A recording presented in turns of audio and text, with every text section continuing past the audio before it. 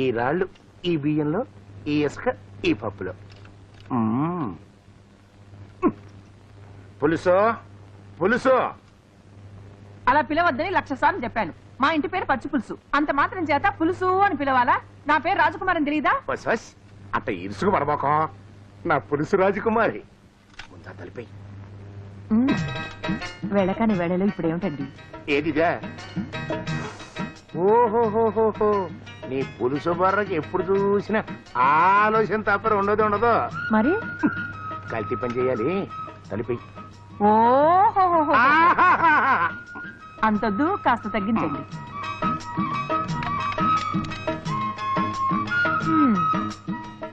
అమ్మయ్యా. స్టూల్ మీద కూర్చుంటావంటే ఆ డబ్బాలో డాళ్ళ తీసుకొచ్చి ఈ నేతి డబ్బాలో కలుపు. అబ్బా, వస్తున్నానండి. త్వరగా చూడు. రేపు దత్తుడు గారింటో నామకరణం. ఓల్డ్ సరుకులు పంపాల్సి ఉంటుంది. ఇంకా కల్తీ చేయాల్సిన సరుకులన్నీ అసలు ఉన్నాయి. కానీ చాలా అదేం సరిపోద్ది. కలుపు, లేకపోతే గిట్టదు. పోరి గారిది కొడక, ఎవడో ఫుడ్ ఇన్స్పెక్టర్ దడుచుకు తెచ్చా కదంటరా. పాపి సిరాయివని మీరంత తేలిగ్గా చచ్చిపోరండి. ఎవరు? మేం కాదు. మేము. అంతొద్దు కానీ కొంత తగ్గించండి. మనం ఇలాగే కలుపుకుంటూ పోతే ఎప్పుడో అప్పుడు మన వ్యాపారం గోయిందా గోయిందా. నాకు అట్టని భయాలేం లేవు గాని ఈ రాళ్ళు తీసుకెళ్లి ఆ మినపప్పులో కలుపు. ఓ పని చేద్దామండి, ఈ రాళ్ళు తీసుకెళ్లి ఆ మినపప్పులో కలపడం కంటే ఆ మినపప్పు తీసుకొచ్చి రాళ్ళలో కలపడం మంచిదేమోనండి. ఈ మధ్య నీకు తెలియచేట్లు విపరీతంగా పెరిగిపోయిరా. అయ్యి బాబా,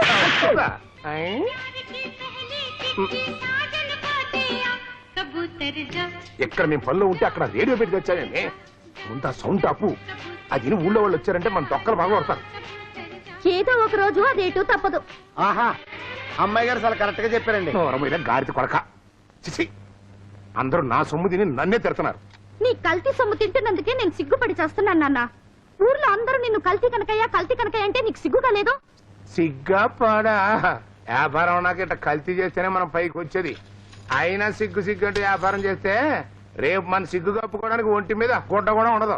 నువ్వు సంపాదించే కల్తీ డబ్బుతో బట్టలు కట్టుకుని తిరగడం కంటే లేకుండా తిరగడమే నయం. నార్మల్, మీ నాన్నకి ఎదురు చెప్తావా? నేను ఎదురు చెప్పడం లేదు. ఇలా కల్తీ చేస్తూ ఉంటే ఊరోళ్ళ శాపం తగులుతుందని అంటున్నా. ఏంటే కల్తీ అని తెగారుస్తున్నావు? అసలు ఈ సృష్టి కల్తీ తెలుసా? గాలి నీరు కల్తీ చేసి మనిషిని సృష్టించాడు ఆ భగవంతుడు. మీ అమ్మ రక్తం నా రక్తం కల్తీ కాకుండా నువ్వు పుట్టావా? అలా అయితే తలుపులు మూసుకుని ఎందుకు కల్తీ చేస్తున్నావు? తలుపులు తెరుచుకుని పబ్లిక్ గా చెయ్యి.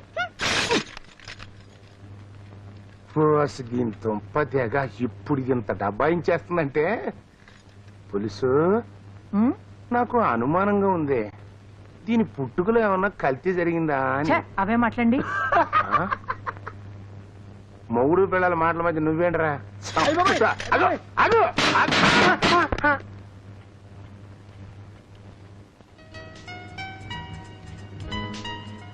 లక్ష్మి, త్వరగా భోజనం వడ్డించు.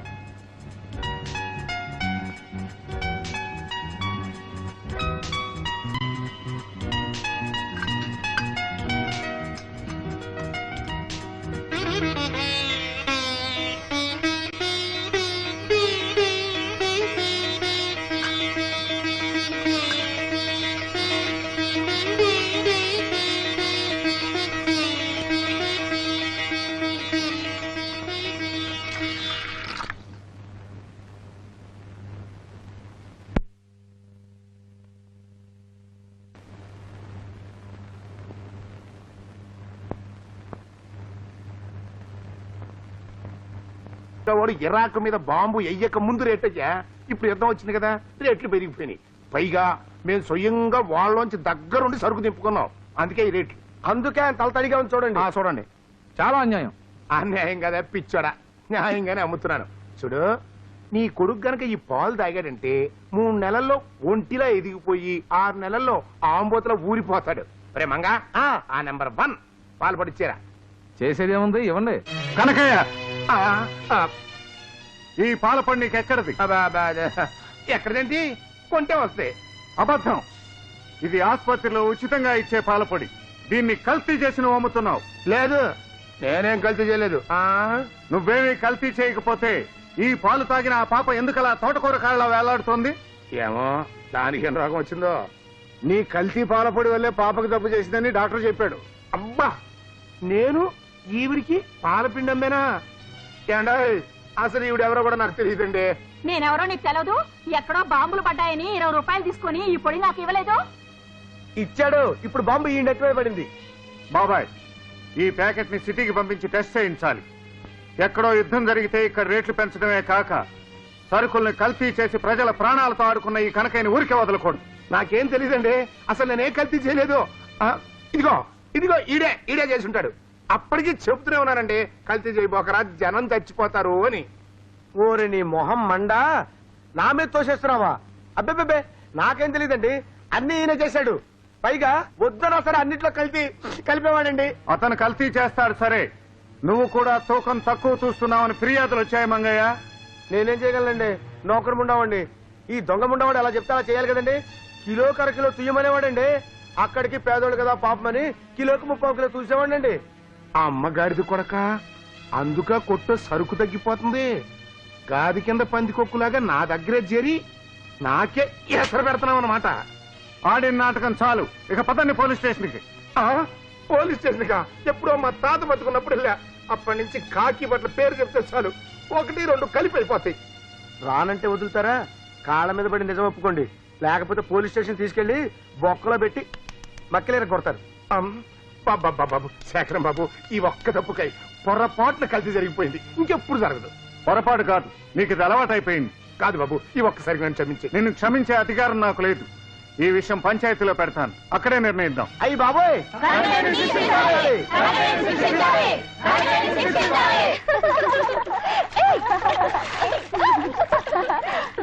మీ హీరో వచ్చాడే, రావద్దు. ఏ ఏ వస్తే ఏంటి, కొంపలే మునిగిపోలే. రావద్దంటే వస్తావేంటి? పదండి. ఏ నువ్వు పారిపోలేదే? నేను పిరికిదాన్ని కాను, చాలా ధైర్యవంతురాలు. అబ్బో, మగాళ్ళ మాట్లాడుతున్నావే. ఏంటమ్మా మీ గొప్ప? మగాడు చేసే పని నేను చేస్తాను. చేస్తావా?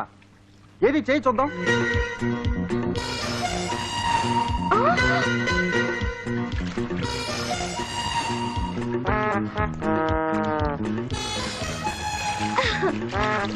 కానీ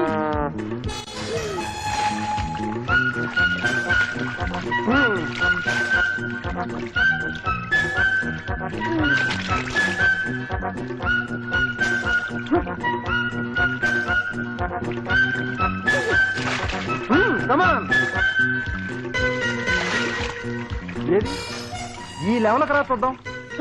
రాను. రా, మగాళ్ళతో సమానమని గొప్పలు చెప్పావుగా, రా. వస్తా, కళ్ళు మూసుకో. మూసుకోను, రెప్పలు వేయకుండా చూస్తాను. అబ్బా, నాకు సిగ్గు. ఆ సిగ్గేందో చూద్దాంలేరా. రా.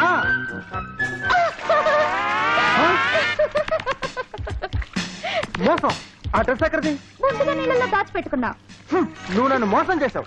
నువ్వు మోసం చేసి ముద్దు పెట్టుకోలేదా? ఇది అలాగే. ఏయ్, తీసుకెళ్ళండి. ఆగు.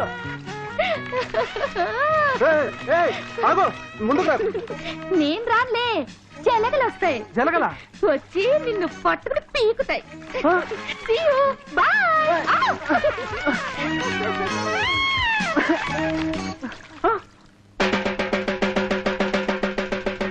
ఇందు మూలముగా ప్రజలకు తెలియజెప్పే ఆనందకరమైన విషయం ఏమిటంటే, రేపు శనివారం ఉదయం మెయిన్ బజార్ లో సహకార దుకాణం ప్రారంభమవుతుందో. ఆ దుకాణంలో నాణ్యమైన సరుకు నిక్కచ్చి ధరకు లభిస్తుంది గనక మీరంతా రావాల్సిందిగా కోరుతున్నాను. ఏంటంటే ఆ చివరి మాట వినపడలేదు, కొంచెం గట్టిగా చెప్పు. నాణ్యమైన సరుకు నిక్కచ్చి ధరకు లభిస్తుందో. మంచి మాట చెప్పు. అది మంచి మాట అంటారా ఎదవా? నువ్వు వెళ్ళరా డప్పెదవా? అంతేకాదు, రేపటి నుంచి బ్లాక్ మార్కెట్ బడా చోర నోట్లో మంచి కల్తీ కలిపే చేతులకు అరదండాలు. అరదండాలు నీ అమ్మ మొగుడు చేతికి పడతాయో. వెళ్ళవయ్యా, ఇప్పటికే పంచాయతీ స్టోర్స్ పెడతారని మా యజమాని యదవం చేశారు. పైగా ఈ డబ్బు మాత ఒకటి. వెళ్ళను. ఎందుకు వెళ్ళవరా?